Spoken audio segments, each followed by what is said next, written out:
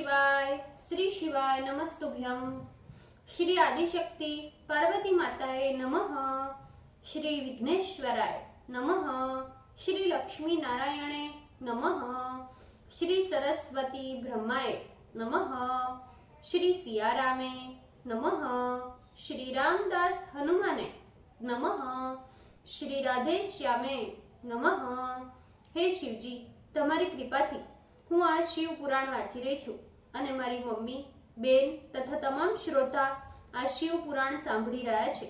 અમે બધા આ શિવ પુરાણનું જ્ઞાન પ્રાપ્ત કરી શકીએ એટલી શક્તિ પ્રદાન કરજો અને શિવ પુરાણનું તેજ સહી શકીએ એટલી ક્ષમતા પ્રદાન કરજો।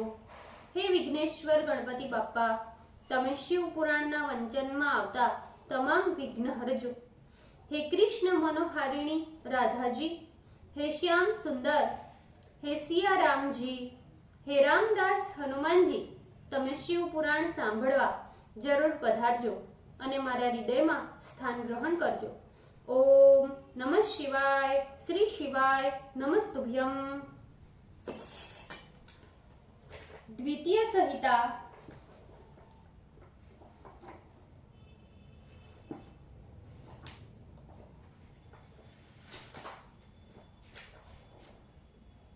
तृतीय खंड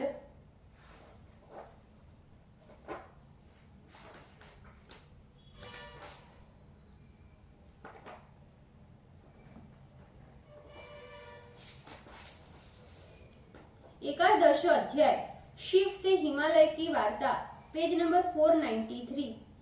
ब्रह्मा जी बोले, इस प्रकार हिमालय की पुत्री वो शक्ति स्वरूपा पार्वती उनके घर में बढ़ती हुई जब 8 वर्ष की हो गई, तब उसका जन्म हिमालय के गृह में जानकर सती के विरह से दुखी हुए शंकर जी सती की इस अद्भुत लीला से मन ही मन अत्यंत प्रसन्न हो उठे।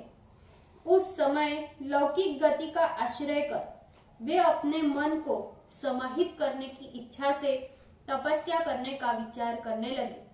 उन्होंने परम शांति, नंदी आदि कुछ गणों को साथ ले लिया और हिमालय शिखर के समीप गंगा अवतरण नामक स्थान पर चले आए, जहां परम पावनी गंगा लोक का पाप ताप मिटाने के लिए ब्रह्मलोक से भूलोक में आकर निपतित हुई है। वहीं पर संयमी सदाशिव अत्यंत सावधानी के साथ आत्मस्वरूप का चिंतन करते हुए आलस्य रहित हो एकाग्रचित से तपस्या करने लगे। उन्होंने अपना चित्त ज्ञान स्वरूप नित्य प्रकाश, निरामय, निराश्रय, चिदानंद एवं अद्वैत परब्रह्म में स्थापित कर लिया। इस प्रकार भगवान सदाशिव को ध्यान मग्न देखकर कुछ नंदी एवं भृंगी आदि प्रमथ गण ध्यान में तत्पर हो गए और कुछ गण परमात्मा शंकर की सेवा करने लगे। कुछ गणों ने मौन धारण कर लिया और कुछ द्वारपाल बनकर उनकी चौकसी करने लगे। इसी समय औषधि प्रस्थ पर शंकर जी का आगमन सुन आदर के साथ पर्वतराज हिमालय अपने सेवकों के सहित उन्हें प्रणाम करने के लिए वहां आए। उन्होंने गणों सहित प्रभु रुद्र को प्रणाम कर उनकी पूजा की और फिर हाथ जोड़कर उनकी स्तुति करने लगे। हिमालय बोले, हे देवदेव, हे महादेव, हे कपर्दिन, हे प्रभु, हे शंकर, आप लोकनाथ होकर तीनों लोकों का पालन करते हो। हे देव देवेश, योगी रूप धारण करने वाले आप परमेश्वर को नमस्कार है। निर्गुण होकर भी सगुण रूप से विहार करने वाले आप प्रभु को नमस्कार है। हे शंभु, कैलाशवासी एवं सर्वलोक में विचरने वाले आपको नमस्कार है। लीला करने वाले त्रिशूलधारी आप परमेश्वर के लिए हमारा नमस्कार है। सभी प्रकार से पूर्ण गुणों के आश्रय होते हुए भी विकार रहित आपको नमस्कार है। सर्वथा इच्छा रहित होते हुए भी विशिष्ट इच्छा वाले धीर आप परमात्मा को नमस्कार है। हे जनवत्सल, बाहर के भोगों को न ग्रहण करने वाले आत्मानंद से परिपूर्ण आपको नमस्कार है। हे त्रिगुणाधीश, हे महेश, आप ब्रह्म स्वरूप परमात्मा को नमस्कार है। आप स्वयं ब्रह्मा एवं विष्णु के स्वरूप हो तथा उन्हीं ब्रह्मा तथा विष्णु के द्वारा सेवित भी हो। आपको नमस्कार है। हे भक्त प्रिय, आप विष्णु तथा ब्रह्मा को सुख प्रदान करते हो, अतः आपको नमस्कार है। हे तपोरथ, हे तपः स्थान, आप ही उत्तम तपस्या का फल प्रदान करने वाले हो। आप ही तपस्या से प्रेम करते हो। आप ही शांत परब्रह्म हो, अतः आपको नमस्कार है। व्यवहार तथा लोकाचार करने वाले आप सगुण तथा परमेश्वर हो, अतः आप परमात्मा को नमस्कार। हे महेश्वर, आपकी साधुओं को सुख देने वाली लीला को कोई जान नहीं सकता। आप भक्तों की इच्छा के अनुसार स्वरूप धारण कर कर्म करते रहते हो। हे प्रभु, आज मेरा परम भाग्योदय हुआ है जो आप इस स्थान पर आए हैं। आप सचमुच दीनवत्सल कहे जाते हैं जो यहाँ आकर मुझे सनाथ कर रहे हैं। आपके आ जाने से आज मेरा जन्म सफल हो गया, मेरा जीवन सफल हो गया। आज मेरा सब कुछ सफल हो गया जो आप यहाँ पधारे हो। हे परमेश्वर, आप अपना दास जानकर मुझे निसंकोच अपनी सेवा हेतु आज्ञा दीजिए।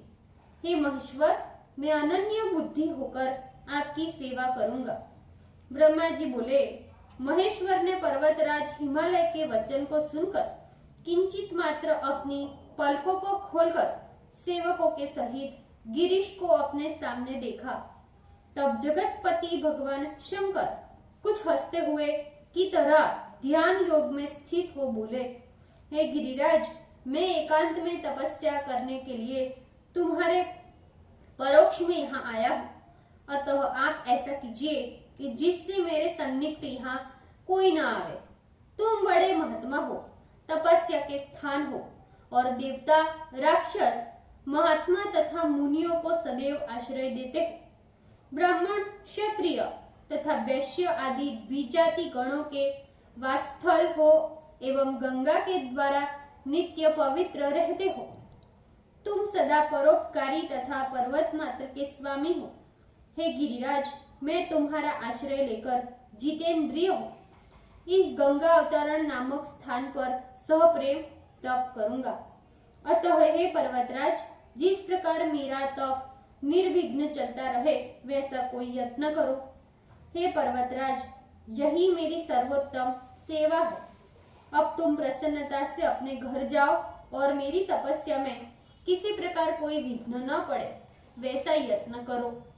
ब्रह्मा जी बोले, जगत की सृष्टि करने वाले जगतपति शंकर इस प्रकार हिमालय को आज्ञा देकर मौन हो गए। तब गिरिराज अत्यंत नम्र हो शिव जी से इस प्रकार कहने लगे, हे जगतपते, हे नाथ, हे परमेश्वर, आप मेरे सन्निकट मेरे इस प्रदेश में स्थित है, अतः मैं आपका स्वागत कर आपकी पूजा करता हूँ और आपसे मैं क्या प्रार्थना करूं? हे महेशान, महान यत्न एवं तपस्या से भी आप देवताओं को प्राप्त नहीं होते, किंतु मेरा ये अहोभाग्य है कि आप स्वयं मेरे स्थान पर पधारे हो।